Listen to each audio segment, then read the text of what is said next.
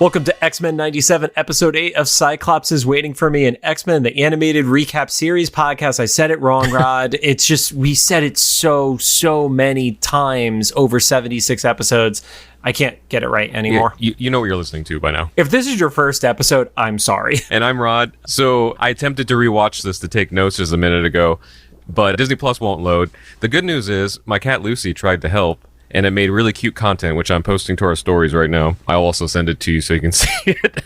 I feel like you also need to post it on Monday when this goes live again, because otherwise there's zero context for people. Yeah, but it'll be cute. So hopefully you will have seen it, and then tune in and be like, oh yeah, this is that episode. I was already joking about how this was going to be like a 4-hour long episode. So now I don't really have notes. So I'm going to go off of the Easter eggs you found and vibes, which perfect. which should go great. I have watched it twice though. I mean, our normal on at midnight. Well, actually this week I had to watch it at 12:30 and 12:30. I know, right? I was in Hollywood until fucking 11:30 p.m. Which sounds cool to everybody else, but that doesn't live here. Dude, I gotta say, and for anybody who listens to our podcast that does not live in Los Angeles, Hollywood is the grossest thing outside of downtown LA. There's nothing glamorous about Hollywood. There's some amazing, beautiful spots in Los Angeles, but Hollywood proper is literally never it. Yeah, when you're thinking of, most people think of Hollywood they're making magic there. It's probably Burbank. it's Burbank, or they think about the Hollywood Hills houses in Bel Air and stuff like that. The hills are not Hollywood. Let's be crystal clear. Those are two different countries as far as we're concerned here. So, or I guess Culver City has a couple studios as well. I gotta look at the Lucy there video. You go. She's trying her best. Oh, that's fantastic. We're re-uploading that on Monday when this episode goes live. That's a full upload, just so you're aware. Anyway, Cyclops is Waiting for Me is our weekly podcast series where we're going back and watching every single X-Men animated episode we can find.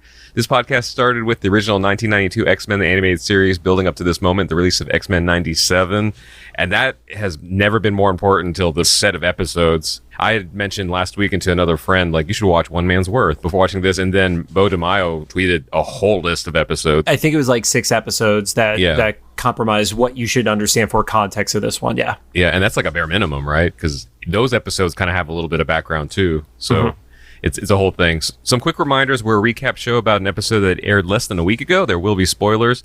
There's a lot to spoil in this one. If you don't want spoil for you, pause the podcast and just please go watch this, because this is not going to make any sense without that, because it's just going to be a list of Easter eggs otherwise. My quick favorite scum and villainy story for this week is we're sitting at the table and Kevin and Chris, who host the event, are both who's seen the episode already? And people cheer, and they're like, who hasn't? And there was a pretty sizable cheer there. And I'm like, I literally said out loud, I'm like, you guys are psychopaths. And the people who were right next to me who hadn't seen it yet did start laughing. So I didn't fully offend them. Yeah, that person behind you, right? And then there was a couple. No, there was a couple that was next to me that actually left in the middle of it, and they had not seen it yet either. So okay, yeah. And then there was a couple that stayed the whole time that was kind of sitting more across from me at the end of the table. And I could tell through context clues of their conversation, they were like, we know we should watch this, but we haven't. I'm like, you're dropping in at episode 8? Holy shit. He's like, I just really want to watch Bad Batch. Sorry if you so happen to listen to this and you were there, because I don't know anymore. It's Hollywood. That's insane. Actually insane. Also, Bad Batch is over now, so they can get back into watching this. Yeah, I guess. I just can't imagine not watching all of 97, and I don't even know how much of 92 they watched, and then dropping in here and everything that happened. But it's like dropping into fucking Game of Thrones during the Red Wedding. And I don't watch Game of Thrones, so I don't. And you even get the reference. I just know it was one of those episodes that whenever it happened, I just heard a lot about it and didn't know what they meant. And it was I guess it was some context of everybody dying or something. But oh yeah, that was bad. It's like that, and there was the meme of Walking Dead and the guy with a baseball bat, Negan, and I saw so many parodies of that. And I don't know it from the actual show. I just know it from the parodies and the memes. That's it. But anyway, come back, go watch it and come back to this. We're currently not sponsored or affiliated with Marvel Animation, Disney, or Disney Plus in any way. Don't forget to follow us on social media at Cyclops IWFM Pod on Instagram, TikTok, Threads, Twitter, and Facebook. And of course, make sure you follow us on your favorite podcast services. One last thing, I want to shout out our friends at Guardians of the Galaxy who had me on. I believe their episode would have gone up on the Friday before this, so I'm talking about something that was recorded in the past posted after we record our episode because Rod needs time to edit because we don't have paid editors and such. Thank you, Rod. But they had me on and talked about this episode, and it led to a very interesting theory, which I didn't tell Rod about last night, that I'm going to bring up in the episode today. And yeah, it was just really fun to talk about the show with fellow X-Men nerds. That's awesome. Yeah, I love all the hosts of Palaxy, and I was so happy that you got to be on there because I would be useless if I was on there. Just be like, yep, thanks, guys. Okay. I don't know. I feel like Tommy is an agent of chaos, and you and him would get along very well. I think it's too much because I'm unintentionally chaotic. Like, I just, like, the YouTube channels I'm with, like, fair. I stumble Tommy on stuff. is pure chaos, like intentionally chaos. And you can tell he's like a trained actor because he's like a yes but his and is always chaotic. But you're talking about like the timing of everything is really fitting for this episode because it has to do with both past, present, and future simultaneously. So, fitting. Yeah, it's a Bishop story without Bishop. It's perfect. Right. Now on to the show. Today we're going to be talking about season 1, episode 8, titled Tolerance is Extinction Part 1, which we do know is a 3-part finale that's all happening. It's basically a mini movie. It aired on May 1st, 2024. It currently sits at a 9.5 star rating on IMDb. It moved up because originally it was ranked number 3 underneath Mutant Liberation Begins, and since that happened to now, it has moved up into the number 2 spot. More people like watch it, or more people who already watched it go back and saw more things. Yeah, possibly. So hopping in real quick, the previously on, I believe this is the only character who's had it twice with Cyclops' voice in this one. Yeah, and no hate to the voice actor, so maybe this is a combination of direction or something, but I mentioned when we watched it together, like, I don't know if anybody else expected it, but I expect that when it's Scott, it to be a certain cadence because of hearing it so many times, and it just wasn't. And so it just sounded messed up to me, even though it was perfectly fine. It's just like, man, you just hear that exact same cadence of previously on X-Men in that voice. And it just wasn't that, but it was Scott. So the recap is actually a pretty simple one. More reliving of Genosha. You get the quick reaction from Storm. You get the big Trask fight from the end of the previous episode alongside Cable's debut. And then Magneto and the Bastion reveal from the end of that episode. So it was pretty much what you'd expect that previously on to be. There wasn't anything that felt Easter eggy or like you should know this part in advance of it. Yeah, because we have enough Easter eggs to deal with in this episode. But also enough twists and turns. Like, I don't know how many more you can fit in here. So intro starts off with the classic song, of course. And we see for the first time since episode 1, Professor X is back in the rotation of title cards. And then we did get one single new shot, which was Magneto on Asteroid M with the Blackbird flying by it from Sanctuary, which is one of those episodes that I believe Bo DeMaio had recommended people watch. And that was another thing that led me to believe that this episode was going to be about Magneto being weaponized by Bastion. Right. I mean, that was my theory coming off of it last time. Yeah. Which I now have a different perspective on that theory. We'll get to that at the end, though. Mm-hmm. So episode starts up with Cable, who is shooting bottles just in the glass. I don't think he needs to do target practice with that big ass gun, personally. Maybe it's his version of like a fidget spinner. That's awful. Instead of shooting people. Okay, I mean, I guess in that context, it's a positive. Jean is asking Scott, who's watching him through a window, how everything is going. And then Rod, one of your favorite lines is like, oh yeah, his mutant power is disappearing every time I walk into a room. I like that it took like 4 minutes of Scott being a dad to make dad jokes. You get a little bit of information that somehow Bishop and Cable, at the time Nathan as a baby, got separated in the time stream, which we know can happen based off of Beyond Good and Evil, because that's how Bishop ended up at the end of time in that episode. And he just said he landed alone. So we don't know still how Cable was raised or even what timeline he landed in. You know, obviously, if you look to the comics, there's a lot more to explore as to how and when that happened. But, you know, we don't get that here. And Scott is feeling sorry for himself, and it's like, you know, I messed up. He's doing the self-pity thing, and Jean actually gives the, you know, maybe it was just he came here because he needed his dad, which I don't necessarily think that's the case. Nope, not at all. She's trying, though. Scott does say, not only did I screw up, I screwed up so bad that I sent him in the future to get better, but the future's so bad that he came back here to stop it. Oh yeah, and that's where Jean tried to do the like glasses half full scenario. I cracked up live as Common Villainy. I think I was the only one that found that humorous. You were. But it just cracks me up because we just saw that episode a couple weeks ago, where he's like, it was just big dramatic, like saying like Moses down the river, It's like, nope, it was complete like 180 from that. Back to the war room, though. Cable is explaining basically to the full team Bastion's history and mentions that, he basically was able to create these Sentinels using the same virus that Sinister had infected him with.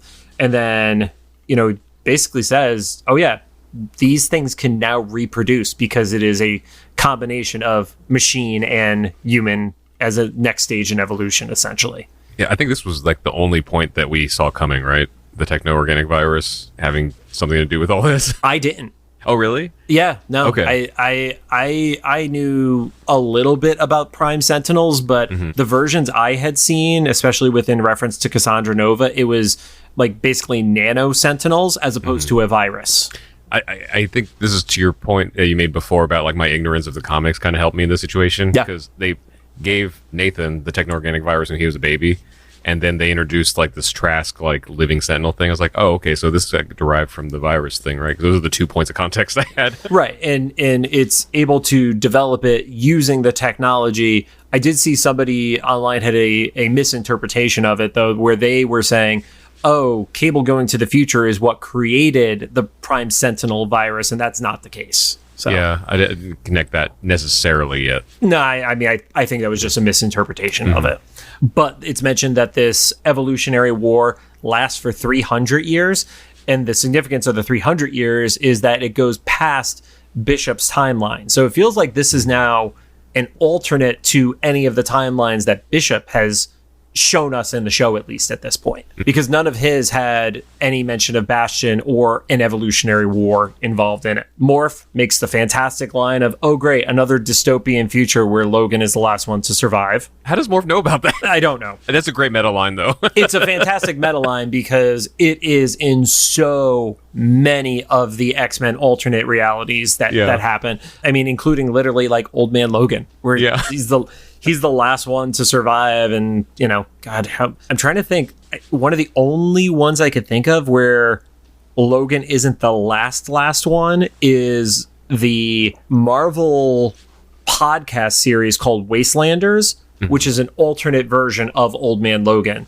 And Rachel Gray is actually one of the only ones Rachel Summers is one of the only ones who actually survives longer than he does from the team. So, gotcha. Is there one where Hulk is the last one? But I'm saying from the X-Men. Oh, okay, gotcha. There are multiple stories where Hulk is the last one. Okay, absolutely, yeah. That it happens about as often as Wolverine being the last one. So yeah.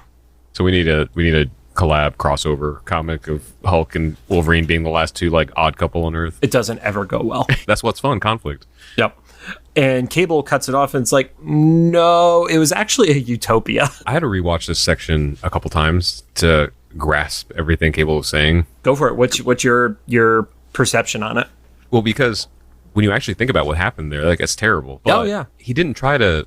I know he thinks it's terrible. That's why he's back in time. But he said it in a way that it sounded great. Well, I think it's all the perspective of timelines. Because you look at, was it 3999, which is when Cable's timeline was, that everything was just on fire and awful. But he also acknowledges that the mutants that did survive are effectively just slaves, too. Yeah.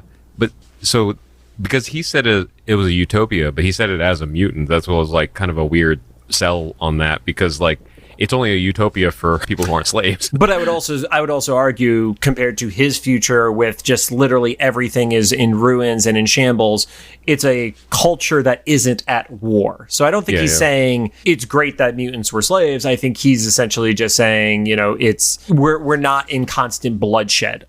Yeah. However you get there. And I kind of equated a little bit of what you were seeing there to the Shi'ar episode, because they're in some of the planets, like you have the laboring races and stuff like that that are quote unquote taken care of, but they're still doing manual labor in the mines or gardeners while, Lilandra and Charles are picking flowers and stuff like that. Favorite game, Rod? 4 mutant cameos. Who are they? Trying to think who was there. I don't think I remember anybody, but everybody's older, right? So like, does green hair mean it's Polaris? Green hair is Polaris, yes. Okay, that might be the only one I got. Everyone else is like, I don't know what age mutant that is. So, first two, technically not aged, but they were the two mutants from the Days of Future Past episode that were on Wolverine's team as Bishop was capturing him. Oh, okay, yeah. Those were those two who looked like the pyramids of Giza were behind them as they were like smashing shit. And then, I just mentioned the name, so I was hoping you were going to pick up on it. Rachel Summers, aka Phoenix, who is originally from, in the comics, the Days of Future Past universe, and is technically the half-sibling of Cable, was the one in the sky by what looked like the Golden Gate Bridge that had, like, the lines across their face. So okay, I remember that character. I didn't know that was Rachel. I'm also not very familiar with Rachel. I only know her by name. And it also really depends on when the artwork was done, because there's certain times where the lines are not on her face. There are times when it is. There are times when she's just like cutesy redhead, looks like Jean Grey vibes. Like, yeah, so it's all over the place. Flashback kind of ends as Wolverine is pretty abrupt in blaming Cable for not stopping it, because they essentially say, like, this is the point that does kick off his evolutionary war. And then this is one of those times where you had to rewatch it a second time to pick up on it, where Beast's response is strange. And then he explains fixed points and then mentions Camertage. First time watching it through, Strange was literally not on there, but all of a sudden, like, Strange in that rewatch at the bar, I was like, oh shit, got it. That is incredible writing. Even a sentence later, you're not paying attention to that first phrase until the second one hits. Yeah, I remember we both looked at each other like, oh. Yeah, one thing I did like, and this did get referenced by Bo in his tweets, is they used similar words, but not exactly the same ones, so that people would be able to have some level of recognizability to it, but without saying it's the exact same phrase from everybody. Because in this show, they say fixed points, and then in What If, it was absolute points, and then in Across the Spider-Verse, it was canon events. Yeah. So, and that was like kind of hinted at with the Watcher, right? Right. Being there. Yes. But the big piece of all of it is, you know, some people are saying, oh, well, this is just an alternate thing that is going to get undone. What this is saying is, no, it can't get undone because it is a fixed point. Because I thought about this later. This kind of becomes the, was it the Time Machine? One of the older Time Machine time travel movie or stories was about how, like, someone made a time machine to go save their spouse that passed away, but they couldn't do it because they wouldn't have made the time machine if their spouse hadn't passed away. So it was just like a physical impossibility. So even if whether or not Genosha was supposed to happen or not, like, Cable's incapable. He wouldn't be doing it if this event didn't happen, right? So it just kind of causes another layer of, like, impossibility.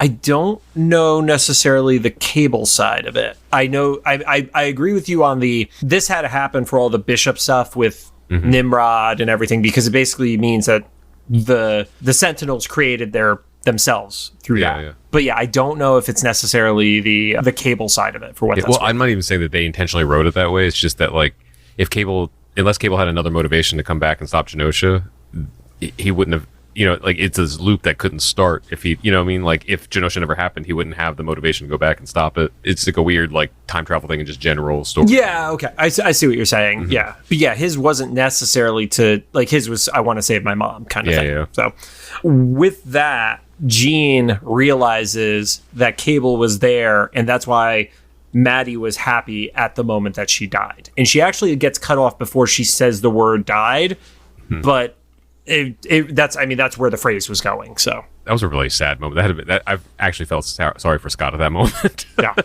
there was a image that was like holographically projected that had very similar imagery to what we saw as the Sacred Timeline. It's been confirmed it is not the same thing as the Sacred Timeline, though. Like, that has been confirmed by Bo on his tweets. So I think to some of the points where I've seen a lot of people who are like, oh, it's the MCU, which I already don't like the phrasing of that, because it's MCU is a group of timelines altogether. This is, I mean, technically everything is MCU if you go by that definition, but this timeline is not the same timeline that you saw in Loki and things like that. So yeah. Cyclops asked him, well, like, how many times have you tried? And Cable's response is enough times to give up. And that was the line, like, even already with like what you were saying about how sad the Maddie dying part is, that was the one was like, oh, he literally says there's no hope in me saving my mom from dying right there. Yeah, he had to watch his mother die countless times. Yep. He says that one of the people in the future got a lead on one of Bastion's facilities, and this is how he was going to avenge her. He doesn't have the full scope as to who Bastion is yet. Mentions that sketchy details are basically all that exists, and that it was some sort of backup android that Master Mold had, or Nimrod or Master Mold had effectively uploaded their consciousness into. Argument starts, Jean basically shuts it down, and then the footage that Bastion revealed last episode of Xavier saying, like, you know, rise of the Imperial or whatever, or with the power to the Imperium. I forget the exact phrasing of it, but it was basically like, oh, Space Emperor Charles Xavier. Yeah, it didn't read well, No. for lack of a better word, optics, because he was swearing like allegiance to another planet. Yep. On top of people believing that he was dead and the X-Men perpetuating that as a great lie, also pointed this out, the news channel was different. I don't remember what the other one was, but this one was like FC News, I believe it was, and it kind of read a little more like salacious. It wasn't Trish Tilby's channel. It was a lot closer to a Fox News from how they were presenting stuff. Yeah, which is funny considering the history of Marvel and the X-Men leaving the Fox umbrella. Well, let's be real; those were very different things within the Fox different, umbrella. So they shared the name or whatever. Of course. Yep. And then they mentioned that Gyric's would-be assassin was also recently found dead, and that's where Wolverine says, fuck this, and slashes through the television. Yeah, that was part of those dominoes they were talking about in previous episodes, right? Where it was like, this is like when you cherry pick story points to like sell your side of the argument when you're like telling a friend about it or something, right? You're like, yeah, you direct your own narrative, yeah. Yeah, and it's like, well, technically those things happened, but not the way you thought. Like, he was murdered, but by the person that released the footage. Right. We jump over and you see Jubilee is with Roberto and his mom. TV is on. As I've never had an egg like that. Like, what is that, like, rich people breakfast bullshit that Jubilee was having? It's not poached, but I know what you're talking about. Yeah. Is it poached? It's not poached. No, it's not poached. Like, but I know what you're talking. It's like some fancy thing that it looks like a decorative egg, but then you just kind of eat it out of its shell or something. Yeah. I'm surprised she knew how to do it. I mean, she didn't do a great job. It looked like she got some shell inside of it. Yeah. So, and then one of the other Easter eggs you see on the TV, and they actually cut off the first name, but it's William Stryker, who is on this news program. Something important to know, like, we had the Stryker from X2, which, Rod, I know you don't love the X-Men movies, and that's okay. But in the movies was a military presence. In the comics, he's a religious presence, and he's effectively the opposite of how Nightcrawler treats religion when it comes to mutants and stuff like that. Yeah, I believe the book was Mutants Love, Men Kills or something. I could be messing it up slightly, but that was the whole crux of it, was like these religious extremists seeing mutants as an affront against God, essentially. Mm-hmm. No. Before you pointed out to me that Stryker was on the TV, I just assumed it was like an Alex Jones, like, parody, but I guess both, right? Like, that's what probably speaks to it because the way he talked. I think it's a little more of like the evangelical aspect, but I could totally see the like Alex Jones, Rush Limbaugh, like all the vibes are coming off of these talking heads on TV right now. And then it's funny to say because I had the pleasure of meeting her at Scum and Villainy last night, the voice of Roberto's mom. And she's so sweet and nice. And there's a picture that I'll throw onto our Instagram up to this point with Guy excitedly in the background, just like literally photobombing us kind of scenario. And she's such a sweet person. And all I want to do is slap the shit out of her character. I was going to say, I wonder how it felt to be her in there. Because when the episode was actually playing, we didn't at least know that she was there. I don't know how many other people in the room knew she was there. I don't think a lot of people knew at that point. So I wonder how it felt to be there. Like, oh, I'm so excited. I'm coming to a screening of my episode and just everybody booing you. I think you have to know. I think you know when you're the bad guy in the episode. Yeah. Like, you can't be that not self-aware of stuff, you know? Yeah, but like, you're self-aware, but then like everybody else that has come and been like, everyone cheered for me, you know. Except there was that one guy who's like, fuck you, like he literally yelled it in the middle of the screening at the character. I mean, that guy yelled at everything. Yeah, but that was targeted. Yeah, I appreciated his enthusiasm, but even I was getting a little like over it. But the mom basically is like, yeah, we're gonna have this benefit and it's gonna be great, and you know, all those poor souls on Genosha, which just comes across as like the most condescending way to talk about it. Like, it is performative allyship, essentially, like at its finest. Yeah, because she was talking about having a fundraiser instead of just like donating the money. Right. And then also straight up says, you know, well, we're doing something because the X-Men really aren't. And obviously that's like, you know, underhanded right at Jubilee. And Jubilee basically, like, Roberto's mom tried to gaslight Jubilee because she was like, Jubilee's like, well, we were trying to keep you people safe. And then she's like, oh, you people? Well, we don't believe that one bad apple spoils the bunch. And it was like, oh, this isn't her first rodeo with this kind of shit. Yeah. Everybody was ready to punch her in the face. Yep. And then Jubilee is like, well, you have a trust fund. I have good taste. Let's go shopping. And Roberto just gives his mom the death stare. I was so prepared for Roberto just to stay with his mom. I'm so glad they made the decision to like, this is a different story. Right. I feel like in other series, it would have been like, I'm sorry, this is family. Yeah. I feel like if it was set in the 80s, that's what it would have been. I feel like in the 90s is when that change started to happen. Yeah. You know, jump over and there's like a, you know, treatment room where Rogue is still out cold from the fight with Prime Trask. And Jean and Nightcrawler are there. And they kind of have a bonding moment over Madeline and then over Nightcrawler and Rogue's mom. It was an unexpected combination, I felt like. I say this all the time. I love this Nightcrawler. I mean, I liked Nightcrawler before. I love this depiction of Nightcrawler. His writing, his delivery, even the Adrian, I think is the voice actor's name. This is a fantastic job of delivery. Like, I want this pastor as like my life coach. I feel like the way it was written in 92 had a little bit of a preachy vibe to it. I don't get that from this. Like, it, you know, it's providing perspective rather than influence for what that's how I vibe on it. Yeah. Before he had that, he still helping, but he always attributed it to the religion. And this one, he's just like not trying to like sell you on the club. Right. Basically, he's like, no, you go like here's.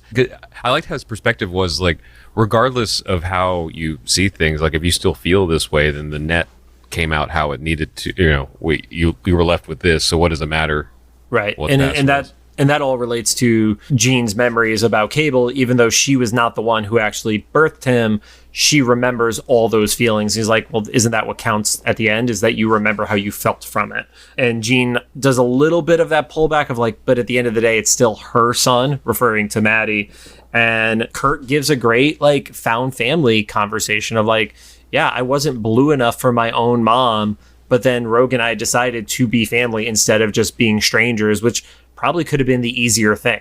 Yeah. He says strangers or even enemies. And that reminds me of a song. If you or anybody else is familiar, there's an artist named Rina Sawayama, and she has this song called Chosen Family, and it's fantastic. It's just kind of about this, and specifically for her, the LGBTQ community. But like, the song was so great that she had a little bit of an independent following, but then that song got discovered by Elton John. And so there's another version where Elton John sings as a duet with her.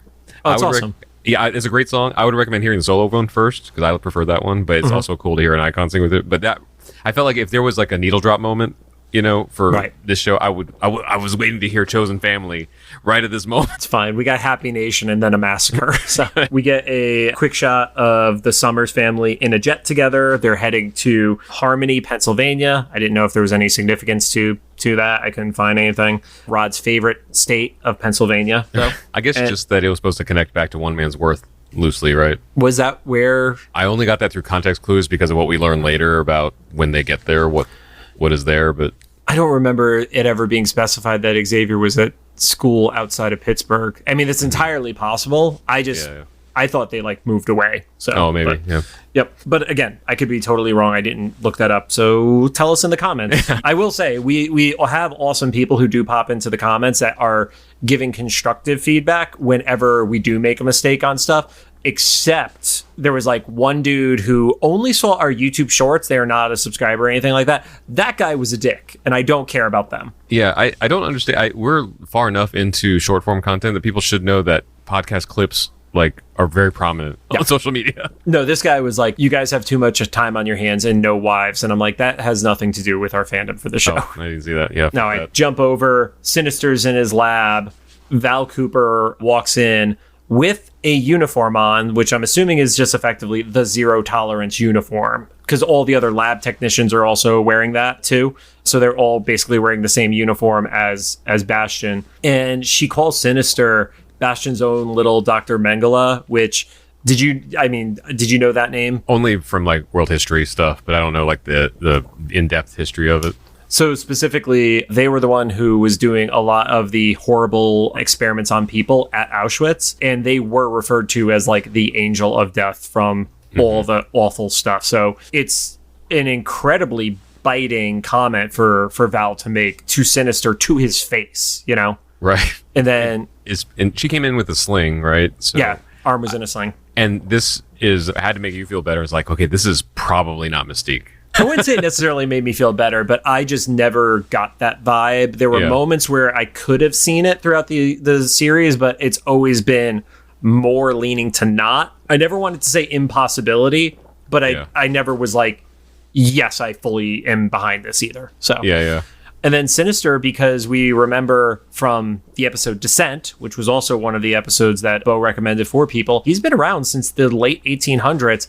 And he specifically mentions that he knew Mengele, but he also gives a little bit of, I don't want to say shade, like that's not powerful enough, but he's like, yeah, the dude could have been more, but he decided to be a Nazi pup. Like he also, as awful as Sinister is, even Sinister is like, fuck the Nazis, you know? Oh, see, I took it as like Sinister was more evil. Like he could have been so much, he could have done so much more than what he did with the Nazis. Okay. I could see that. Perspective, yeah. I just saw it as like he could have been more, but he wasted his potential by siding with the Nazis. Yeah. Or maybe it's kind of like more of a what they did was so pointless that it was like it was both evil and like what did it accomplished nothing. Yeah. And then we get a little bit of insight as to what Bastion had promised him, which was the pens of mutant test subjects. You do get the reveal that Magneto is there with... What do you get the reveal? Literally just in like little tiny black briefs. Like there's nothing else. And for a dude who survived World War II, like, so he's got to be roughly 60, 65, whatever his age is, but he is just shredded beyond belief. I don't want to challenge it because we never know with the series, but that may be the most skin on a male character that we'll probably see on a show like this, right? I think the only exception is Wolverine during the intro is basically in the same uniform of just black underwear and then gets his uniform or his suit on top of it. So you do get the tattoo that he had from Auschwitz, which was 214782, which is comic accurate, which was also used in other like movies and stuff like that. In one issue of X-Men, I don't remember it off the top of my head, they actually did change that number to have it be more accurate to what the people who were in Auschwitz would have been, though. So, gotcha. Okay. But that is the one that has most consistently been used with the character over time. I also noticed he has him in front of TV feeds, so he's seeing all the world's reactions to what is going on. And that felt incredibly intentional for Bastion, which will play into my later theory that we'll talk about at the end. Quick note, the pose that he's in over the X cross, because it is specifically in an X shape, very similar to Uncanny X-Men number 251, except in that issue, it is Wolverine who is in that pose. Gotcha. Now, Val proceeds to say that she did not know this was going to happen. And is just like, she's apologizing, she's saying to, scream at her, to curse her, etc. And all Magneto does is open his eyes and look at her. Props to Magneto. Like he knows how to weaponize the silent treatment. Yeah. I genuinely believe she did not think Genosha was going to happen. No, I believe that she didn't know it was going to happen, but I say fuck her because, like, I hate it when anybody just thinks that they're going to just, like, kind of dabble a toe in evil something. It's never that. Like, you're still even if it doesn't lead to something bigger, you're still contributing something like not good, like intentionally. There's something to stumble into it. Like maybe if she thought she was doing something like honorable or whatever, that might be one thing. But you work for like a genetic madman, you know, and like whoever this Bastion, you know, she knew enough to know this was like not a good situation. And it could, and I'm not justifying it crystal clear, but she, I think, got very caught up in the whole like UN needs to protect people. And like we said in a previous episode, at one of those UN tables, Bastion was literally sitting right next to her. Yeah. So it got beyond her control. Back at the mansion, Trish Tilby arrives with some cocoa. Specifically, those cups are Kate's Coffee. Kate's Coffee is a location in the Marvel Comics universe. Oh, okay. I originally, you had texted me something about an Easter egg that we'll talk about in a little bit later.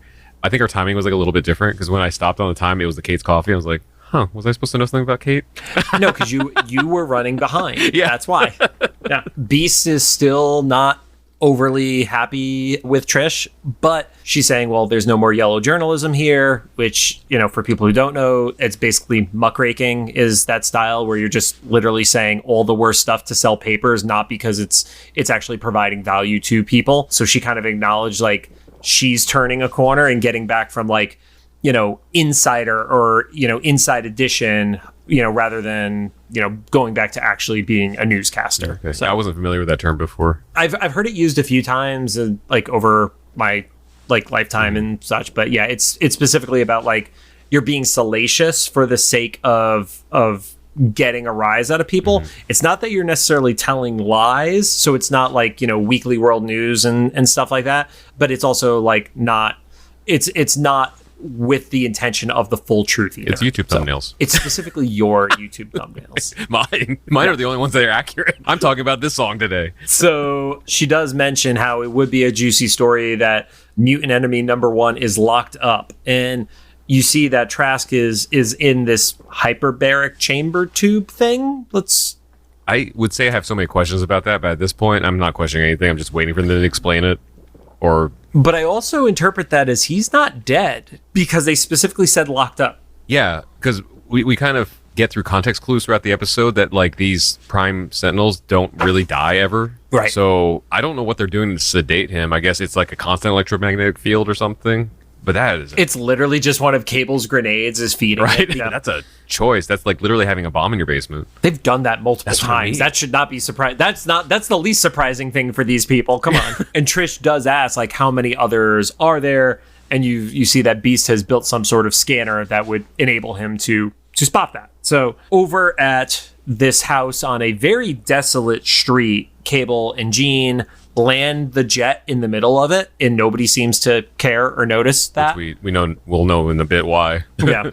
So it is the house where Bastion grew up. Jean actually interprets that from like a quick psychic scan. There is a bicycle that's upside down, like a kid's bike, like a tricycle.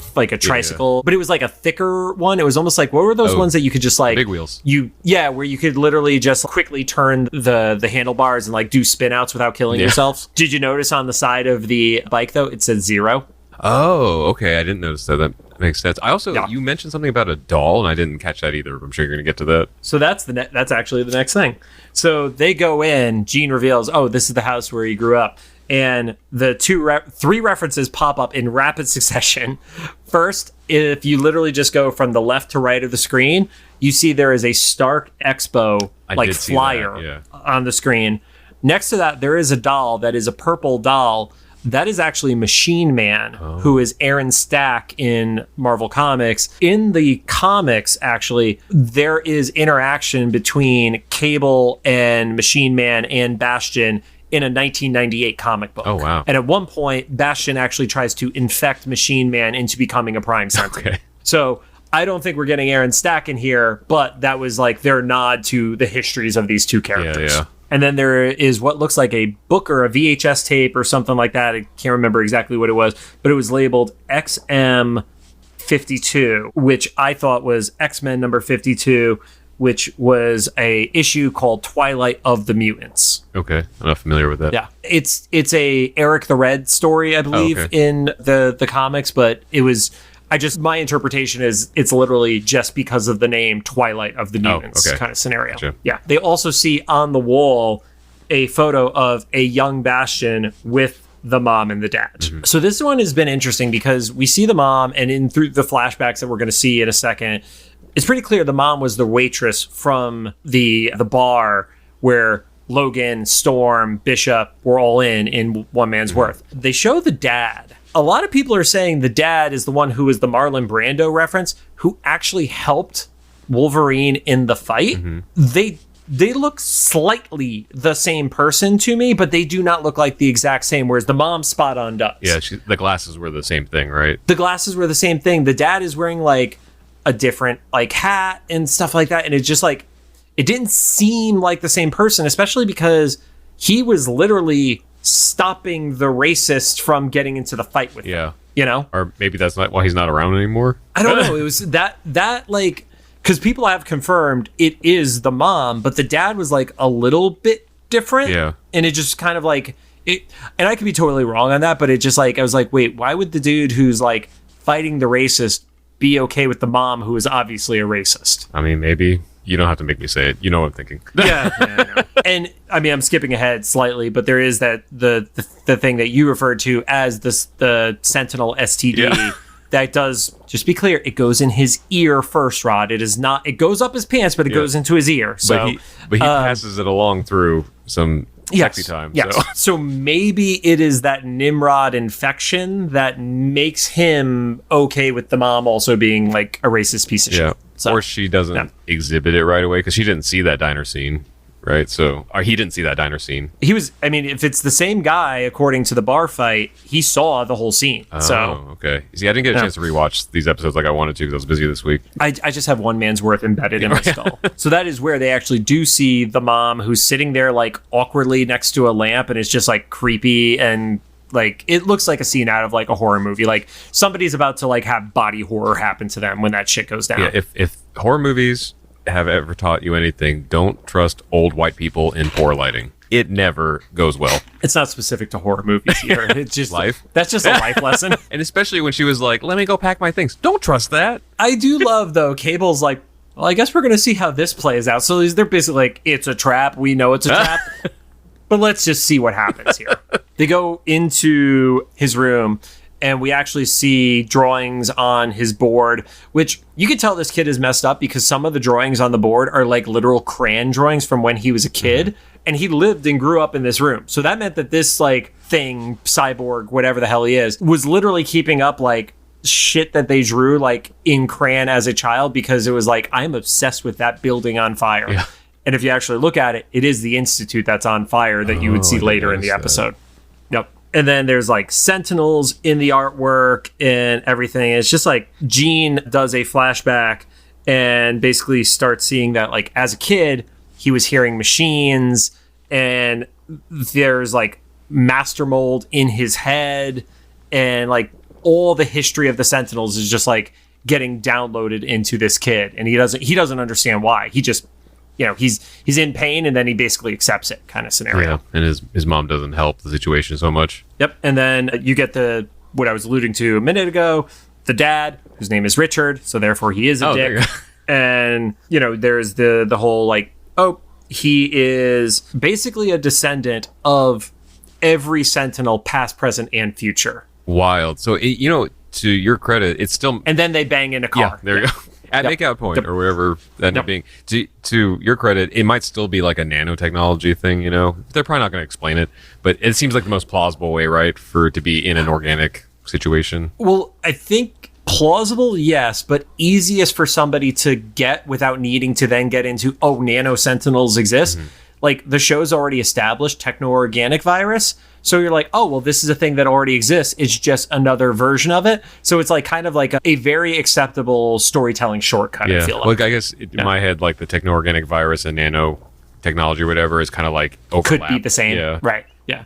But I just imagine how the internet would go with like the people who are casual viewers of the show, that there would be like, wait, so there are little baby sentinels that are walking around in your bloodstream? It's just like it's virus. You guys understand virus. That's why when I tell friends who haven't quite caught up with the show or have watched the show, when I say Sentinel STD, like they immediately get it. They're like, oh, okay. And then you get like the him as a child hugging his mom. There's like they're in like this weird canyon, which I don't understand what the context of that location was. And she was in like construction gear. Like, I have no idea. Wait, what if we find out that she like worked in Genosha or something?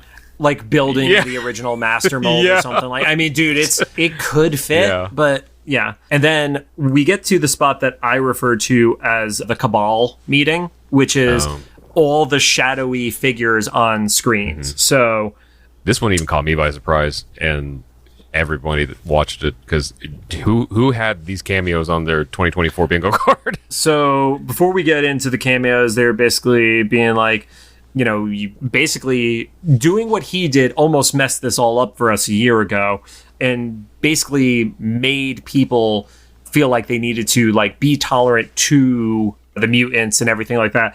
And then he's like, you know, this was, you know, I gave you Genosha because now Genosha gives us what we want, where if you're not the one who's in the line of sight, that concern starts to become apathy when there's too much of it. And that's something like we hear on a literal daily basis with opposing sides to certain arguments right now. Of like, you could only hear bad news so much when it doesn't directly have anything to do with you before any empathy you have starts to go away. Yeah. And obviously that's not a good perspective to have, but it is what we do see happening in real life. He said he was overloading your bandwidth, right? And I would argue even if it does have something to do directly with you, there's still a level of fatigue from that because you have to like you have to continue to exist, right? So like it sucks. Yeah, I mean, I remember specifically at January 6th, like when that was all going down, and I'm saying this from a neutral perspective, regardless of where you fell on that, how are you supposed to like continue like working through your workday that like during that? Mm-hmm. Like people are like, oh, okay, well, we have to get back to a client. I'm like, who the fuck is talking to their client when there's literally something major, like from a historical perspective, going on in Washington, D.C. right now? Or even just like, you know, more micro stuff. Like when I remember, I mean, it's been decades since I've had a day job, but I remember when I had a day job, like even when I had like family emergencies or if I was personally, you know, bedridden sick myself and stuff, boss didn't care. Or like, so tell me when you can be in. I'm like, do you want to know when I'm going to be better first? Yeah, no, they don't. They want to know when you can climb. Right. And then we got the cameos. So Rod, I know you know the first two, so let's talk about those. Fucking Dr. Doom. Who would have thought that? I know that you say this is not MCU, but in the Disney era of Marvel, this Disney era of Fox Marvel, however you want to put it, like that we were going to get Dr. Doom here first. So I am going to say absolutely. Somebody who I met at a mixer about a week ago literally called it out. His name is Aramis, and we were messaging back and forth about the show. And he gave like 4 predictions, and the only one I said there is no way was him saying Dr. Doom was a part of this group. And I was like, there's no way. And then I was like, I sent 2 messages during the show. One is the one we're going to talk about with the Easter egg, and this was me just saying, my bad. Yeah, it's funny, before you even said that, I was like, this is almost akin to Ms. Marvel being a mutant, and it was like the most random. This is a further disconnect than Ms. Marvel, because Ms. Marvel, you had like little, this was just fucking, I had no expectation. Zemo, which is not the first time we've seen him in like Marvel stuff, obviously, but like what a random pull them out of like thin air, you know, like not that, I mean, they're evil, but like, what? Well, and then the third one, which is the one that you said you weren't sure about, is just confirmed to be a random UN leader. Oh, okay. So originally our theory was, is it Viper / Madam Hydra? Confirmed online, it is not, and that was Bo who confirmed it was a UN person. Oh, okay. So from that perspective, these are people who are leaders. Yeah. So obviously, and Doom's comment is like, let it be known that like, even though there was collusion of allowing you to do stuff that happened, Doom is not okay with the war crimes. Yeah. I'm saying it, of course, in the way Doom would say it in his own third person. And then with regard to Zemo, even though it's not crystal clear established where, but there's always been stories about Zemo being a leader. And I don't know if maybe in this scenario, like they're throwing like Zemo is the leader of Sokovia or something to that extent, as to explain why he would be in the same like black hat group as a UN leader in Doom. Like Doom and the UN person make a lot of sense to me together. Zemo's the one where it's like, how does he get allowed into this grouping? Yeah, you know, or maybe he's part of like a underground group that's trying to like usurp, like a cabal. Yeah. So I'm separate from that. They're like he's in his own little thing, and he's like, well, maybe I can join this bigger conglomerate. Yeah, I guess the problem I've always had with Zemo, like to go off on a quick little tangent in the episode of Tangents, is like his dad is a Nazi, like straight up. And it was always about like Zemo supremacy and stuff like that. And I always have like the same problem I have with like Red Skull is like sometimes they'll like give Red Skull this very cool moment, quote unquote. And I'm like, but it's still a fucking Nazi at the end of the day, you know? And I think the MCU show gave him this like likable character, and I'm like, I never want Zemo to be likable ever. Right. That's my own personal opinion. And the MCU version of Zemo is the only one that I was really familiar with before the mask came into play. Right. So Bastion is basically like, yep, cool. We'll make sure to send a memo out next time that's going to happen. And that's why the connection with Val and the UN person being like, make sure those memos come out. That's why Val is staying with you. So that reads to me as like whatever's going on here is actually like DL UN sanctioned, which does go along with the comic book storyline of Operation Zero Tolerance, of an international community looking to take down mutants, but they're not acknowledging they want to kill them kind of scenario. Yeah. Like they're essentially saying like, oh, that was shit that went wrong. That was collateral damage, and we're not okay with it, but we also can't do anything about it either. Yeah. As they're walking through, Bastion mentions to Val that, in 100 years from now, mutants are overtaking the population 10-1 against humans. And in just a few generations after, so anywhere from 40 to 60 years after that, humanity is effectively extinct. And then uses something that you had to be a 90s kid or older. Obviously, Gen X can relate to this too. But mentions the whole, it's like all those ozone layer things, act today to protect the future. And if you're under the age of 30, you probably don't remember this. Everything was about protecting the ozone layer because it was so bad. There's a massive hole in the ozone layer over Australia in the 90s. Yeah. Collectively, as a species, we did fix it, and that is no longer the issue that it was. We have tons of other issues and we're totally fucked, but that was like one of the only times in history I think everybody on the planet is like, oh, we have to stop this now, otherwise we're fucked in 20 years. Yeah, and that's wild that it's like one of the few things like the world actually succeeded in like fixing that it became, but it was also like so unceremonious. Like all of a sudden you just stopped hearing about it. As opposed to like being like, we succeeded, guys. I think it wasn't until like we were all like in our 30s that we're like, wait a minute, wasn't the ozone a thing? And then we all like looked up on Google, was like, oh, it's not anymore. Good job, guys. Like, oh yeah, it was like I want to say I think it was like Dark Side of the 90s on Vice or something that it got like casually dropped in conversation. I'm like, oh yeah, I forgot about that. We just stopped talking about it one day. There was so much about that there was like do you remember like the Save the Earth campaign at Target and then Captain Planet? I downloaded the Delta emulator for my iPhone because now it's available. Shout out to them. And I finally fucking beat Captain Planet on the NES. I didn't even know that was a game on the NES. It was a terrible game, but there was a nostalgia bug into me that needed to complete it. And it's almost like I have a little bit of a desire to finish that terrible X-Men NES game. We're doing that for the channel. Don't you dare do that without me. No, I haven't found the ROM, but also I still have enough disdain for that game that I don't want to play it just I have the physical cartridge in the room next to me. That might be all the more frustrating because the only way I got through Captain Planet was using the built-in Game Genie on Delta. Oh yeah, here's the thing. I don't think we're beating it. We're going to play it though. It is awful. Did you play it back in the day? Oh okay. Yeah, it's my original copy from the 80s. Okay. Yeah. So there's a lot of dents in it, throwing across the room. No, I took care of my shit. Okay. Come on. Then Bastion proceeds to explain the zero tolerance MO. Finding these people, and you start seeing these scientists who are putting these, general looking people above like VATS and stuff like that. There's one who reads a little bit heavier redneck, but it's like, all these people who are going into dial-up chat rooms and seeking others like them. I mean, that's just, it's the quiet part that's out loud now kind of thing. Because you remember then it was a lot of it was the chat rooms. Like even Heaven's Gate, I want to say, was all that stuff was like forums and stuff like that. Like people weren't publicly posting that kind of shit the way you see on Twitter today and such. Yeah, except at least in the chat rooms, some of them archived, but a lot of them were like just temporary, like it just once it closed, it was gone forever. But I was never in one of these extremist ones, but the innocent ones were like so fun at the time because you didn't get to connect with people in another country.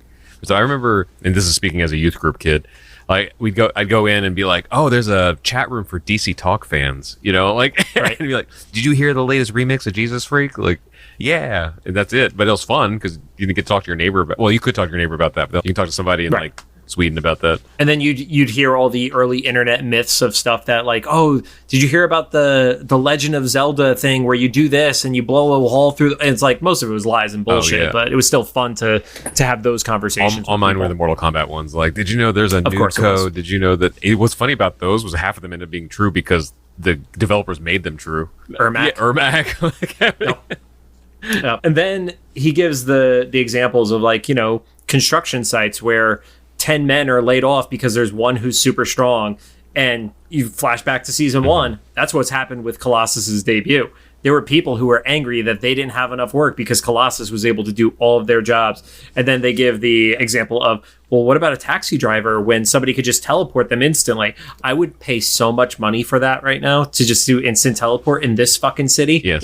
Or just anywhere. Yeah. Like I have friends and family that are across the country and they're like, when are you going to visit? I'm like, whenever I don't have to fucking take a plane, man. Like that's the thing is I don't mind seeing you. I just hate the 6 hours or the actually 12 hours it takes between like getting to LAX and that two of those hours are easily LAX with the hour to get there. And he's kind of saying like, I'm just giving them a reason to be relevant again. And that's the manipulation tool he's using for all these people. And then you see they drop the dude into this vat and he starts like doing like the twitchy things as he's becoming the Prime Sentinel. And he's talking about, well, they're not even going to know. They're going to get the treatment. They're going to opt into the treatment, but they're not going to remember they had it done.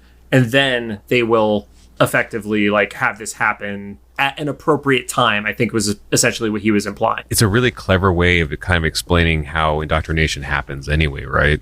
Like you go to whatever, I don't know. You mentioned Heaven's Gates, because I don't want to offend any like actual like religions or groups or whatever, but like you go to a cult meeting. Let's say cult in general. But Heaven's Gates was like a 90s like kind of understood thing. You just get fed this thing without really knowing it, and then the extreme reaction kind of activates one day. And the example here was, that a mutant starts flirting with them at a bar, and that's what triggers it for them.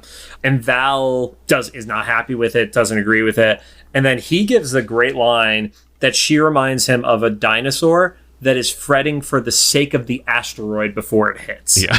And then she was like, I'm just afraid you're the asteroid. Right. Like, that's kind of the same thing, right? Yep. Back at Bastion's house, the mom comes in the room, specifically points out her favorite piece of artwork that Bastion has done, which was titled The Final Dream, which he did when he was 16 years old. And I don't know if you got a chance to pay attention to it. Obviously, your rewatch got a little fucked up, and engineer Lucy was not able to save it. But specifically what stood out to me is there is a 3-headed Sentinel in it. Very similar to either the Tri-Sentinel from the comics or the Wild Sentinel that we saw here.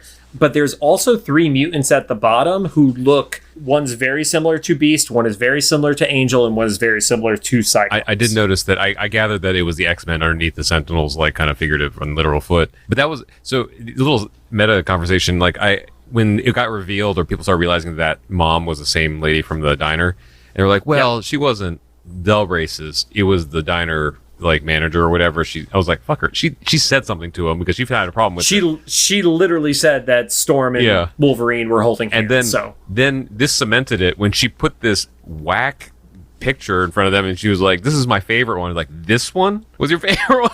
This is the one where you should be sending your kid to therapy. Right? Yeah. It was also called The Final Dream, which has a very obvious allusion to the final decision and then the final solution and such. So, And then she said art. It was basically like, very similar, like, art imitates life. And that's when she begins to transform and power up. And then we do get to the Easter egg. So it's so funny because the time coding got kind of weird. I didn't notice the one you pointed out. I noticed a little bit later, but yeah, the store was Wasserman's, and so I took a screen cap and sent it to Ron, and he had no clue. He texted me back like the next morning, because this was once again like 1 a.m. by the time I was at this point. I hope that man sleeps with his phone on silent for the shit you sent him. Yeah. So the next morning, I want to say I was having coffee, so it was probably like 7-ish in the morning or whatever. He was like, "That's so fucking cool."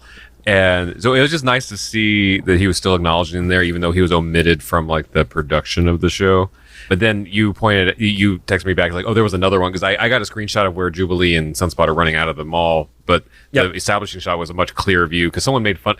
I feel bad because I think he posted the screen cap I sent him, and the W was covered, so someone commented on his post like, "Oh yeah, I love the Assermans." That's just perfect. That is us in a nutshell. So Jubilee is shopping. She specifically is trying on an outfit that is black with like it's not a turtleneck, but like a high neck on it that is purple. That is a reference to her 2010s-ish era outfit, where when Jubilee was a vampire, that's what her outfit became, because she couldn't show her legs anymore and stuff without worrying about being burnt. Oh, okay. So that makes more sense now, because I thought when you sent me the time code for like this Easter eggs for you, it was that she was in black leather. I was like, fuck that black leather. No, yeah. God. I figured it out later, but I know. It was that I was like, that Kate's coffee? Like, what's going on? So she starts to ask, like, "Oh, what do you think of the outfit? Don't worry, I already love it. I know." The butler Ford is with them, and he gives like an awkward like look over, and Roberto's like, "Dude, what the hell?" And then he transforms at that same time. In the lab, Hank is basically confirming, "Oh, I adjusted Cerebro to look for these," and then Trish asked, "Well, would they know?" Mm-hmm. And we had a little bit of a talk about this last night. I've wavered on it now. Do you think Trish, like, I want to say she didn't do it on purpose, but like, it sounds like every single person volunteered to have this done. Yeah, so I was going to ask actually also because of the butler, right? So they haven't made it clear, at least in my 2 watches I got to see, if this is something you could just catch from someone or you opt into it. But I feel like my impression is opt in. I feel like it would be a much stronger story choice if you had to opt into it purposely, and it couldn't even, just barring like being kidnapped. Right. It would be so much more powerful if even if Trish was sympathetic, there was some percentage of her that was like, well, I just don't. I want to be like 1% on the side of humans and stuff. And same thing with the butler and everything. I guess the butler makes sense because of Roberto's family, but like if anybody that they reveal from this point on being a prime sentinel, it'd be an interesting plot point, including the people who didn't transform that were in like the bigoted groups. Like that would be really interesting. So I have a very specific comment on that one too. So worldwide transformations start happening. Australia hits first. You see shots of where it's a mom and dad and 3 kids, and the parents do transform, but the kids don't. So it meant that the parents didn't like put their kid through the treatment. That's a whole other level of evil. Which, thank God. Then pull back meta thing real quick. Beast says the line that Rod never understood why that was a reference because he wasn't a comic book guy of "Oh My Stars and Garters," which when we were originally trying to name this podcast was one of my suggestions. And when you said, "I have no idea what that means," I was like, all right, cool. So, but that was like a little meta moment for me. And then he is like, oh shit. And he's about to warn everybody. And that's where we see Trish's hand pops in, grabs his wrist, and then just like throws him into like all these very bendable metal supports around places. They learned a little bit of lesson. They're like, this mansion gets destroyed every few years. We just make everything pliable. Yeah. She references that like, oh, well, we can't let the surprise get spoiled, and mentions that her creator is very artistic, which obviously I don't know if I trust artists anymore after this episode. And then we get the second time where somebody's high heel is unlocking somebody's new kink. Heel on a furry, right? Yeah, that was... Yep. At least it wasn't going through him like Deathbird's heel through Ronan's face. Yeah, not yet. We don't... Like, after Trish turns back, if she survived this, we still don't know. Right. We'll figure out if Beast, like, requests it later. Gets punched through the floor... Wolverine, Nightcrawler, and Morph are all there. And Wolverine, of all people, should not be saying that he needs to have a talk with Hank about his taste in women. I was going to say, I guess to Logan's credit, though, Logan's romantic interest die. Lady Deathstrike is still but alive. They only sometimes betray him. Lady Deathstrike tried to kill a lot of people. Yeah. The fighting breaks out. In particular, you see the mom has tossed Scott, Cable, and Jean out, and they realize that the entire town has been infected with these Prime Sentinels. So does that mean they were abducting people? And that's like the only spot I have like a holdout of like Trish of like, did everybody in this town all actually volunteer for this? If it was a small enough town, I can see it. I'm not speaking ill of my specific small town, but right. I came from a very small town, and I could see at least the majority of a small town being coerced into something extreme. Right. Because like it also, when they showed the whole town, it was like what, maybe like 100 people or something. So Fair. pretty, you know, yeah. Or that's like the ones who didn't agree to the process, like they went and like had their backpacking trip across Europe to find themselves. Scott tries to blast the mom, who literally like pops up a shield and is able to deflect the blast, and then they take off in the jet. And none of the Sentinels are shooting at the jet successfully. They are the stormtroopers of this series. Right. I love this. This was the beginning of the family moments, right? Right after this, then it starts moving into the family moments. Yeah. So back in the mansion, and we do lots of quick cuts, and we're not going to say every fine detail about the combat, but Morph transforms into Juggernaut, charges at Trish, and then Trish is just successful at tossing them through multiple walls into another room, into the library, going through Nightcrawler as well. But the cool moment of all that is, even though Morph wasn't successful, like sabers start landing on the ground. And if you know anything about Nightcrawler, that was like a, yeah, we're going to get it moment right there. I know it. I knew it first because of you mentioning the swashbuckling Nightcrawler. Right. I was like, oh, this is a gift to the comic fans. Yeah. Oh yeah, absolutely. That was Excalibur era Nightcrawler to a T, no doubt. Quick shot at the mall where we see the second reference inside of Jubilee and Sunspot leaving Wasserman's. As they're leading, a bunch of random people in the mall start turning into the Prime Sentinels, and they have to split up. Outside the mansion, which is our last shot of transformations, you do see some of the people in the mob who are protesting, and then you see some that turn into the Nanos or the Prime Sentinels.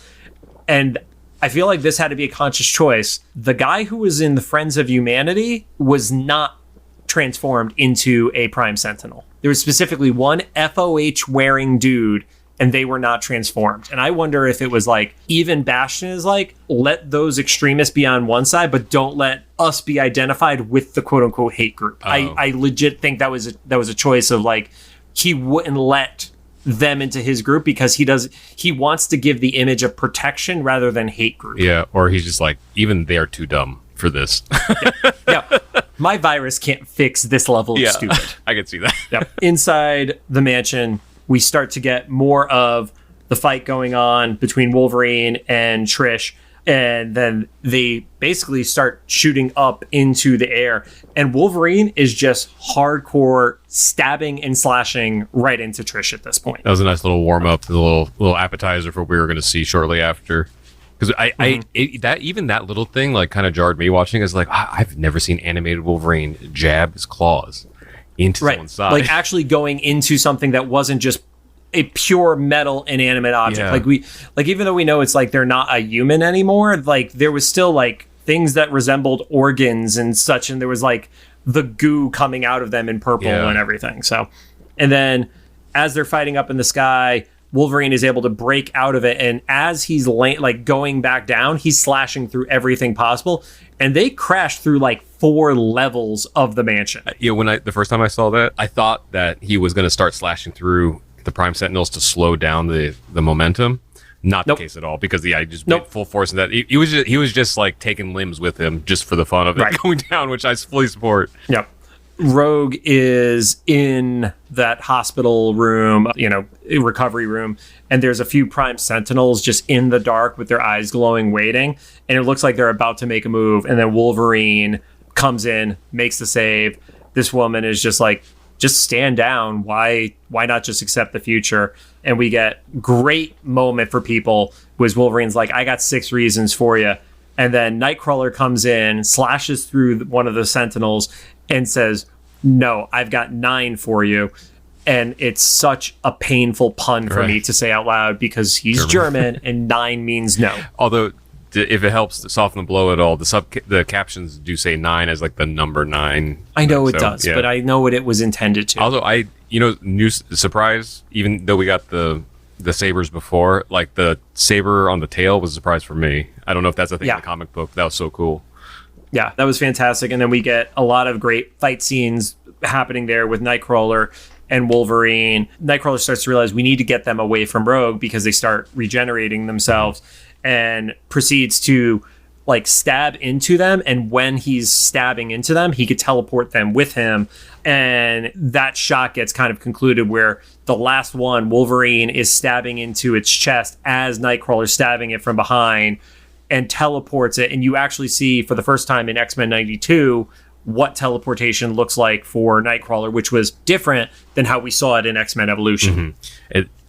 I almost wonder if they're going to come back to this being like a PTSD moment for Wolverine, because it felt like it affected, like this was the first time he even saw it. Like he was like, it was a little bit of that Proteus vibe. Yeah, he was like, this is what you go through every time we ask you to do this. And he's just like, oh, I do it like 70 times a day. I don't care. And other note, like something's up with Rogue, right? Like she's going to come back in one of the next 2 episodes as like the MacGuffin, right? Like the last minute save, because she's unconscious now. Yes. And so we're going to discover like, oh, she absorbed enough of like this prime something, Nimrod, whatever. And I don't know if it's necessarily the absorption. I think that's a very good theory. I wonder if it's just she took a hit like she's never taken before, and she's so close to invincible that it's not that she's like dying. It just takes her so long to get there. Yeah. But again, I've learned not to question you on this show, Rad. So I just think there's going to be something that unexpected besides her just waking up. It feels like they're setting her up for. I fully agree. There will be a big save moment, no doubt. Yep. Or it's like the end of season teaser where like that's where her eyes open up or something like that. I'd be so fucking upset if that's what happens.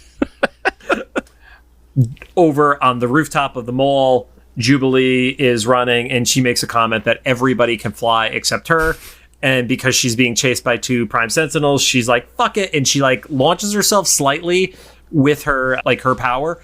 Doesn't really have a plan as to how she's going to land. But then Sunspot, in full transformation, makes the save. This is his first time fully utilizing his power for a full body. And she's pissed. She's like, even you?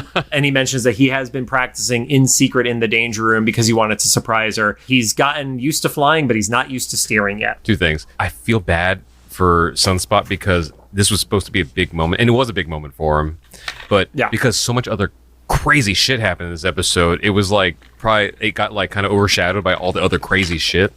When in almost any other episodes besides maybe Remember It would have been like a highlight of what happened, right?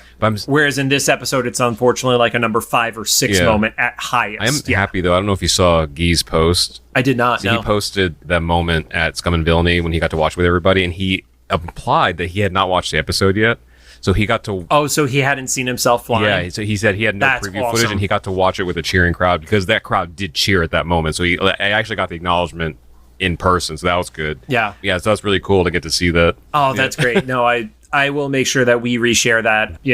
I'll probably reshare it tonight after recording, and then I'll do it again on like Monday or Tuesday in case you guys haven't seen it.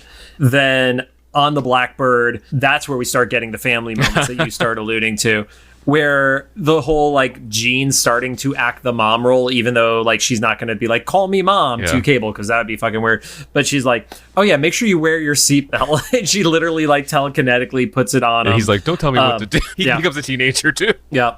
Well, because he never had a mom as a teenager, so he has to fight somebody sometime, right? The Prime Sentinels are trying to get onto the front of the jet, start like going onto the windshield, and Jean does like one telekinetic throw, but then you see there's like 40 of these things surrounding the jet, and then 3 of them just throw themselves into its engine. And that's the only time I feel like there was a real fucked up thing that they chose not to animate. Oh yeah, but because they go in and they blow up, but it's also like before they blow up, like that's gonna be gore, right? That's that Indiana Jones fight, right, where he throws a guy into the propeller. But even then, I guess like they're implying that the guts will land on the ground hundreds of feet below. And reform. Yeah. But I do love, because some people have been like, how many jets do they have? And they actually make the comment of, well, this is the 3rd Blackbird in just as many months. Hank's going to be pissed at you. I love Scott's literally just like, fuck this. He says everything but fuck, but you could hear it in your head. One of the Prime Sentinels is like pulling down to aim it so they can't even pull up to make it crash. But as that's about to happen, through the back, a Porsche launches out into the sky. And even before Cable calls out, you have a Porsche. I was like, is that a Porsche? Like that like 90s iconic Porsche? Yeah. Like, I am not a car guy. We've established this. If my car breaks down, I'm fucked. Yeah. But I recognize that it was like that classic Porsche style. What do they call that, hanging the lantern? When Cable was like, you have a Porsche? Because they knew that the audience was going to say the same thing. Yes. I've never heard that phrase before, but that's fantastic. I think it's like a theater thing or a writing trope of like when you acknowledge something like kind of tropey happening. That the audience is going to acknowledge too. That's awesome. And then real quick, you could blink and miss it. You do see as it gets onto the ground and starts driving, and it's almost always covered by smoke. There's like 4 frames where it's clear.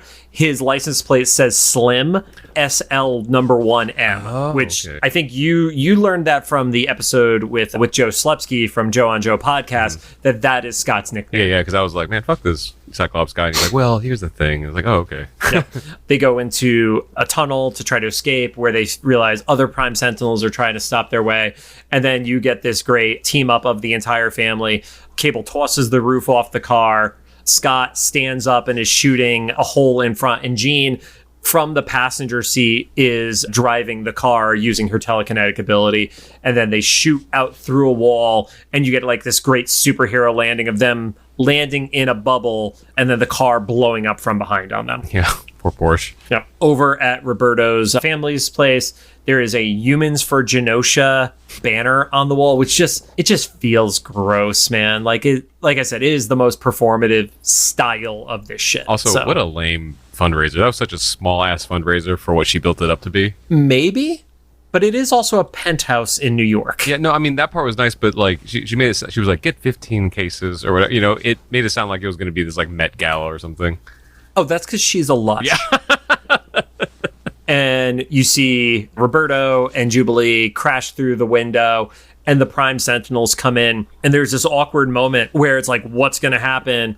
And the Prime Sentinels are like, stand down. And he's like, no, these things were trying to kill us. And they're like, well, we don't kill, we protect.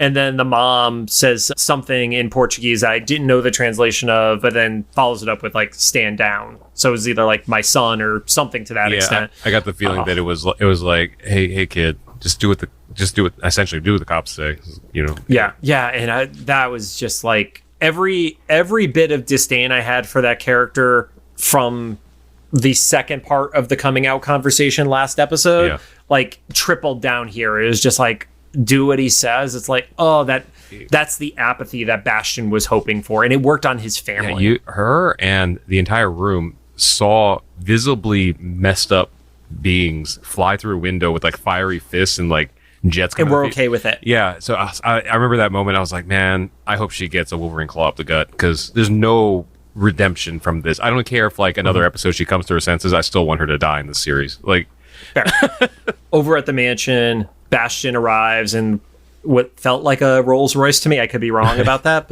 and then did find out the name of the character. Thank you to the captions on this one. Character's name is Daria, and Daria in the comics is a Prime Sentinel as well. Oh, the bald lady, the bald girl. Okay. Yeah. Yep. They arrive and it's like, cool, we did it. This is like little like pseudo like braggy celebration moment when Sinister pops up and is like, yeah, Cooper let Magneto out. And Bastion was like, oh, that's annoying, but you know what? We're still, was it too little, too late? Too little, too late. Yeah. Yep. Bastion and Daria go through the portal. They go to the lab, which is totally destroyed. There's a giant hole in the street with Leo above the ceiling. Magneto carrying on the X-Men tradition. That's how you know he's an X-Man now. So Sinister is there with Val.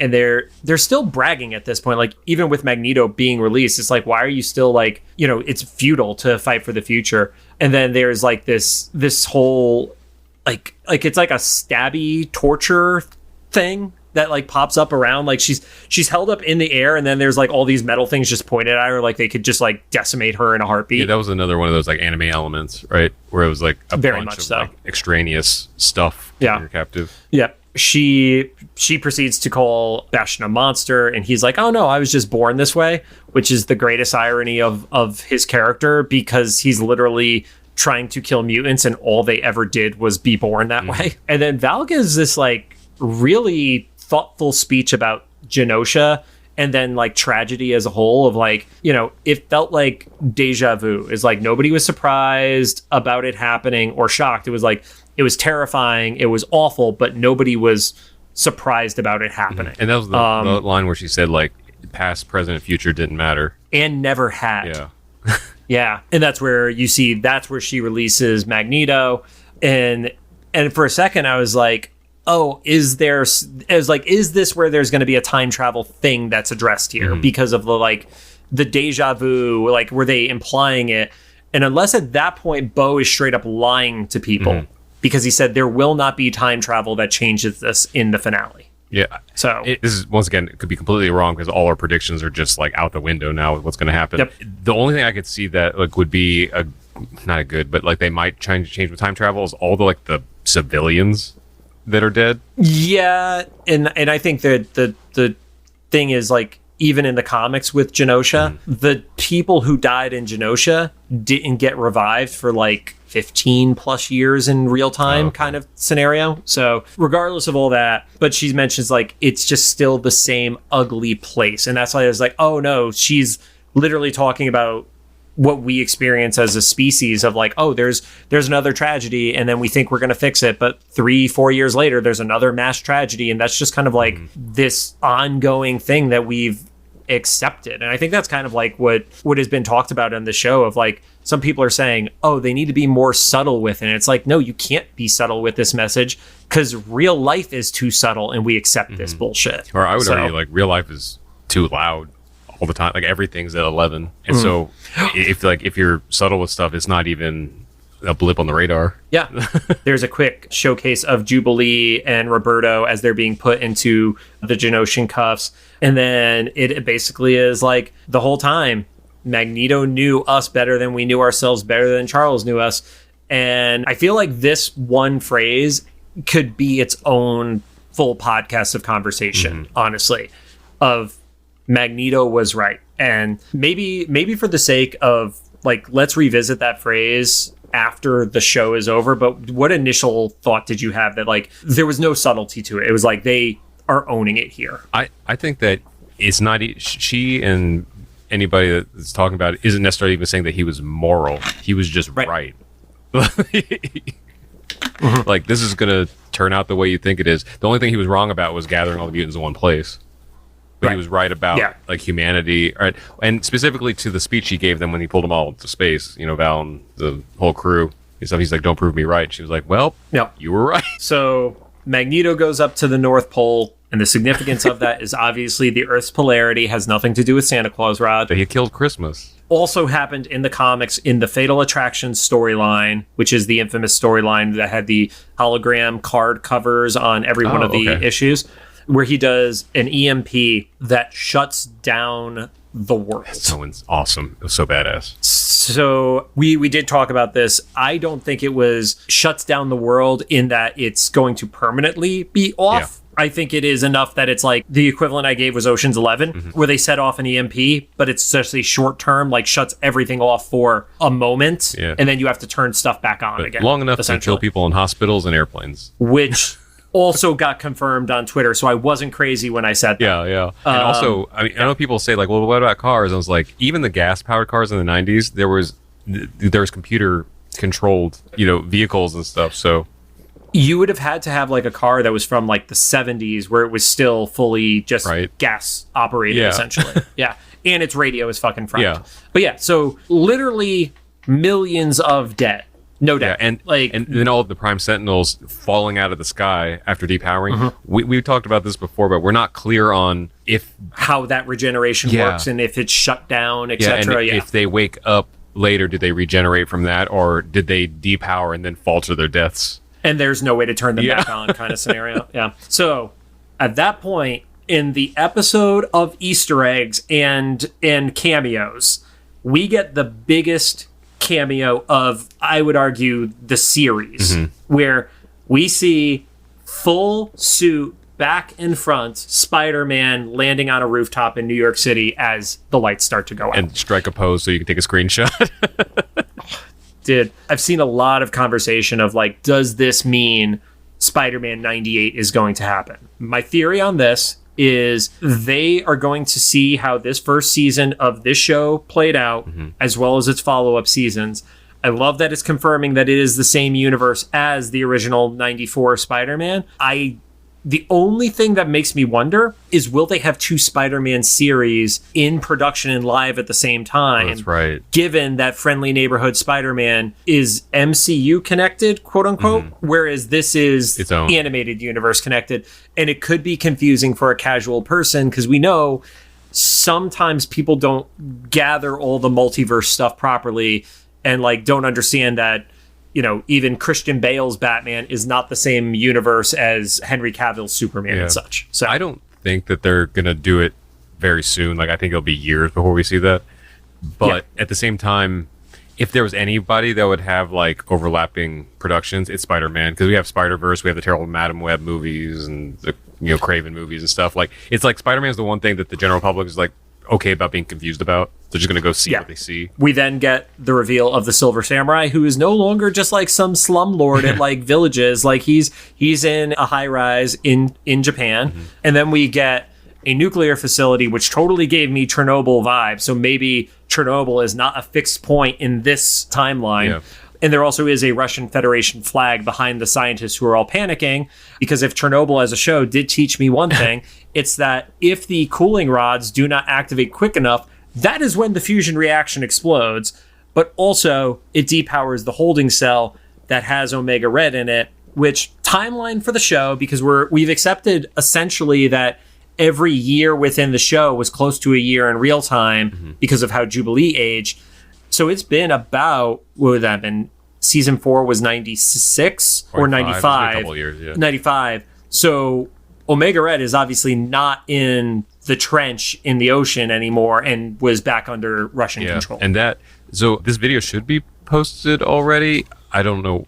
Meta, for some reason, took 12 hours to upload again. I think it's up there with a spoiler countdown warning. That is live. I saw that today. So I didn't know, because I had to re-upload that thing 4 times. And and the last time I was like, it's going to go up if it goes up. I don't care anymore. And then Julia Leewald will get 37 notifications. But the videos from Scum and Villainy, that Omega Red reaction got like twice the reaction Spider-Man did.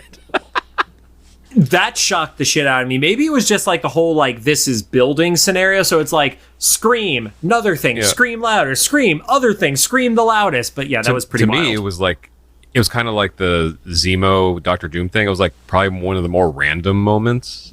Yeah. The Sentinels all start dropping from the sky, especially around Cable and Scott and Jean, who were moments before just like having their shield shot to shit. Yeah. And then you get kind of like the impression that there's like a quick moment where, you know, a little bit of time has passed. You're back at the mansion. Wolverine, Morph, Nightcrawler, Beast, and then Rogue still in the bed are outside of everything. And it's like, I can't believe he actually did it. And Morph's reaction is saved our asses. And Wolverine's like, no, he declared war. And I think that's where like some of the discussion I saw going around online, even like some of the like the conversation I heard with people was like, well, why was that declaring war? And it's like, because he killed innocent people across all nations. And whether or not you view that as revenge, avenging, justice, etc., that is going to be considered an act of war by anybody who was not an ally, and unfortunately probably people who were allies. Like this was there was the comment about President Kelly. This is President Kelly's opportunity to respond to Magneto right now, you know? This was their worst case scenario, right? When of all the examples they gave that seemed so outlandish before, it was like, well, he just affected something globally in less than a couple minutes. And unlike doing something like the nukes where he was trying to steal those in his debut episode, like this is every country that feels attacked by him still has their full military and such. Like they're just, you got to reboot all the computers and get everything back up, but they can retaliate. Whereas if you're dealing with nuclear fallout, you're fucked, you know? And they're like, well, you know, where's the professor when we need him? Perfect timing as with any work of fiction. a ship crashes through the Institute because that place has just been annihilated in this episode. Wolverine and Morph are there. And then you see what I refer to as the bug helmet. Xavier takes off the helmet and says, I hope I'm not too late. Wah, wah. Yeah, and gives the line that we've heard multiple times this season, to me, my X-Men. And you specifically see Beast, Scott, Jean with her hair down. Right. Even though the entirety of the rest of the episode, her hair has been up, which now is just breaking my brain. Maybe I hear the frustration I can see. Yeah. I wonder if we have one of these frustrating moments now talking in hindsight at Golden Apple Comics of like, did people see JC snap in person? And then, of course, Storm is there. And that is how this episode ends. Two real quick things. I interpret the hair thing with Jean being like, she's kind of like an amalgamation of both of them. And then I like to believe that in my head canon that as soon as the episode cut, the continuation of that message was Xavier being like, Storm, where the fuck are you? It's been a week. For me, I'm interpreting the Jean thing as he's reaching out to Maddie because his last interaction was with Maddie and not Jean proper. Yeah. So he's actually reaching out to the woman who's possibly dead. Oh no, it's so sad.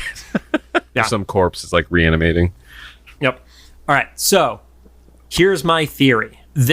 I give full credit to the team at Palaxy because something that somebody I can't remember if it was Tommy or MT who said it, but they specifically mentioned that Bastion is giving the full Bond villain speech in front of Magneto. Mm-hmm. In my mind, this is actually what Bastion wanted. Oh, okay. So I think Bastion gives the speech in front of Magneto so he hears everything. And is using this because I had talked about in the previous episode, it was going to be a manipulation, meaning some sort of like nano sentinel possession type stuff. Yeah. Obviously, that was wrong. I was hyper wrong about that. But the theory evolves, I hate myself for saying it like that, in that he was gassing up the anger Magneto has. And that's why those TVs were in front of Magneto. Mm-hmm. So like, Magneto is seeing everything of the reactions to Charles and everything like that, to feel like there is no other option than to set off his equivalent of a nuke. So I think that was still his manipulation. That is my theory. That would fit so many things because Bastion's been so good about what they said, placing dominoes for literally, I guess, technically hundreds of years. I don't know. I guess not in his life, but like in history. And right. At the very least, it has been throughout whatever has been absorbed via Nimrod and Master Mold back into him through the time loop. And also like goes back to Cooper's speech about like it was the idea that was the most dangerous. And so like filling up Magneto with these ideas is this kind of the parallel that they did with the Prime Sentinel people. Is like you gave them an idea that made them okay with pulling the trigger on this crazy transformation thing. Yeah, you'll take this thing because you need to be relevant in this world that is trying to make you irrelevant by nature. Mm-hmm. Who knows? By the time this goes out, maybe I'll already be proven wrong, or I'll get proven wrong 24 hours later or 36 hours later when, the episode goes live. But there's something about it that I do think it is still the manipulation. I don't think Bastion was taken out this easily. Yeah. I think he's, especially knowing that Charles is still alive, it's like there's so many things that I hate the phrase 4D chess because I think it gets overused, but he is actually thinking beyond what he made fun of Sinister for. Like the villains of 1992 have like, you all thought too simply. Yeah. And this is what a true mastermind does. Yeah. So. No, I agree with you. But also agree with you in the fact that like we've never known what was going to happen next in this series 97. So who knows? It's 2 more episodes. Yeah. I mean, I've seen theories go around and I'm not adhering to any of them right now because it could go multiple ways. One is that we will get the infamous scene from Fatal Attractions with Wolverine and Magneto. I don't know if that's necessarily going to happen, but like where it's the adamantium getting ripped out of his body and stuff like that. Not that I think that the show would have a problem doing it. I just don't know if that's what this story is lending itself to happening. Yeah. What's the dumbest theory I could have? How could this end? I don't know, because it's going to be right, and then I'm going to be pissed. Beak comes back and saves the day. Beak needs to be in the show first to come back, Rod. We don't know. That's who. It's the debut of Beak and the Exiles. That's your theory. There you go. Right? Yeah, Beak comes back, takes down Magneto and Bastion. Then Rogue opens her eyes and they say season 2 coming 2 years from now. So one of the reports I did see is that they are essentially fast tracking season 2 to keep up with the momentum of it, because I think they want to avoid what happened with What If, because What If had a full like 2 years between it, essentially, correct?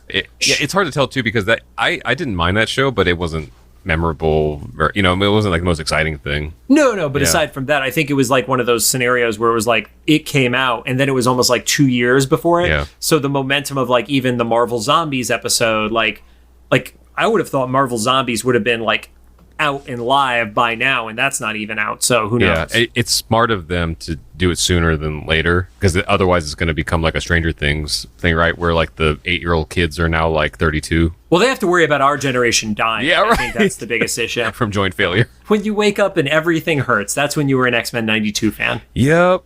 I was with some friends today, and they said something about hurting. I was like, oh, you want some ibuprofen or Tylenol? And they're like, you just keep that with you? I was like, sir, I am 41. Yep. Yes, and I also have fiber pills if you need them. So, I mean, I don't even want to wager further predictions on this. No. I just want to see what comes and enjoy it. And the only other thing that I think is worth mentioning is we are in communication with some members of the team, and hopefully we'll get more people on for Xavier Files supplementary content pieces.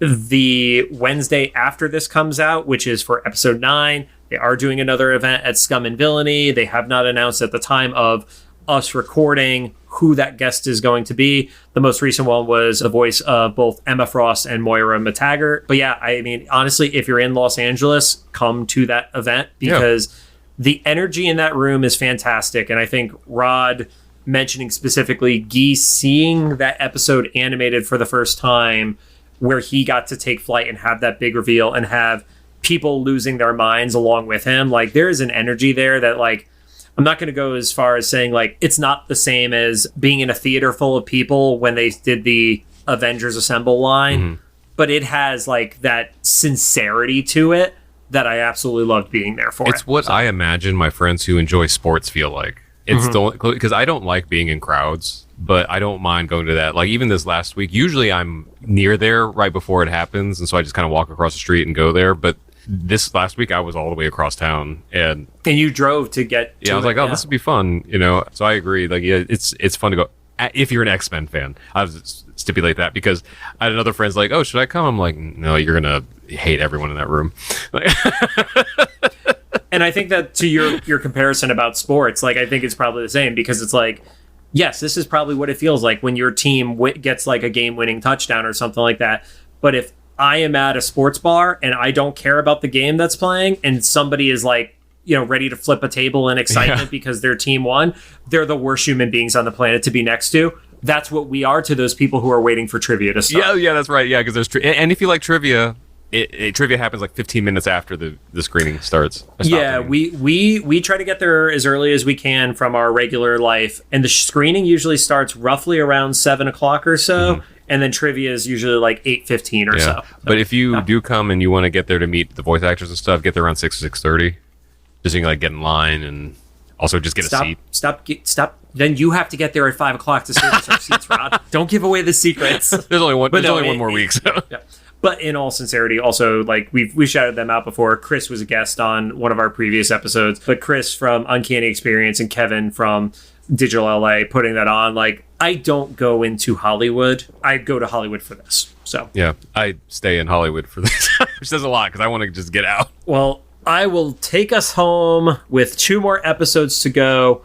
Thank you guys for joining us. If you have any thoughts, make sure you drop them into the comments for either the YouTube upload or the official Instagram about this episode. If you like what you heard, we'd appreciate a rating on the podcast app of your choosing. You can find us on Apple Podcasts, iHeartRadio, Amazon Music, Spotify, YouTube Podcasts, and CastBox. And how is it already almost over? For fuck's sake. Right? We were waiting for this for 30 years, and now we're 2 more episodes. And also, we completed this episode in less than 2 hours. Yeah, we did. Yeah.